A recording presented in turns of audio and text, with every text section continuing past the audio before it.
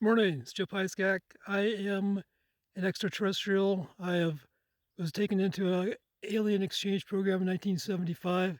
1995, I was told in Washington, D.C. that I'm a planetary warden. Anyway, I'm 73. I'm trying to get to 74, and I'm in the mid-northern Nevada countryside. I want to show you some extraordinary out-of-this-world stuff that's up here. Stay tuned.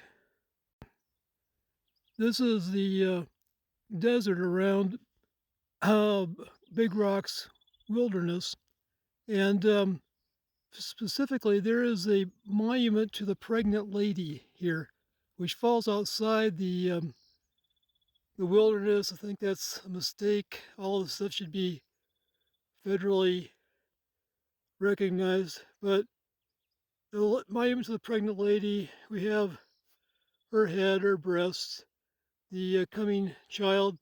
Here we have the sign of the puma on her stomach. That would probably be the father.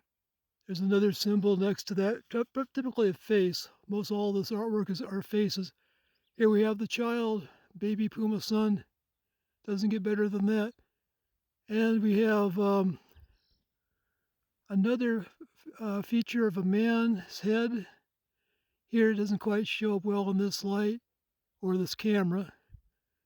And there is another. You can just barely make out. There's another, probably the adult child here. It's very well done. It's very Asian. All this stuff should be, I think, articulated and brought back. Show you that one more time.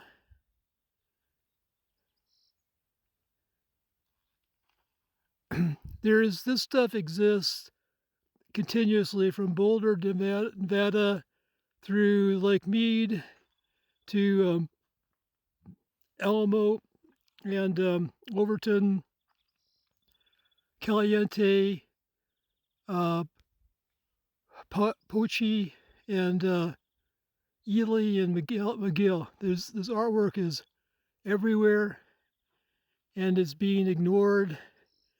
The people are somewhat embarrassed, I think, by what happened to the people that lived here. Anyway, the sun sets on this point at this time. This is March, and we have the Zion Mountain here. Again, this is Boulder. This is Big Rocks National Wilderness. There's more of this artwork. There's a head here, which doesn't show up in this light, but you can see the various faces. I would guess these people were here for thousands of years. So they're very energetic, very industrious. Now, I have a really cool thing here, but it's the light's not right to show it. On this, which I believe resembles a Mayan pyramid, it even has a comb rock. There are a variety of faces that show up during the day. About 2 or 3 in the afternoon, looks like a Shesham, probably a leader of the tribe or a legendary hero. Shows up very clearly here. It is beautifully done. Out next to this is a sage hen. The sage hen came at the end of the Great Flood and restored the land. It's their theology. There is a beautiful natural oasis here, which is not going to show up in this light too well. But this oasis had a somewhat charming curvature entrance, like a spiral staircase entrance, which has been obliterated, ignored by the locals, and they put in a water line, which it just has it. Water line's nice for the cows. It could have been more artistically done. There you can see the marvelous oasis. It's just there's flowing water up there in the desert. It's just magic. And we'll sweep past my van here. And there's more. I can't, this site's huge. Like I say, this goes down to Boulder, Nevada, up to McGill.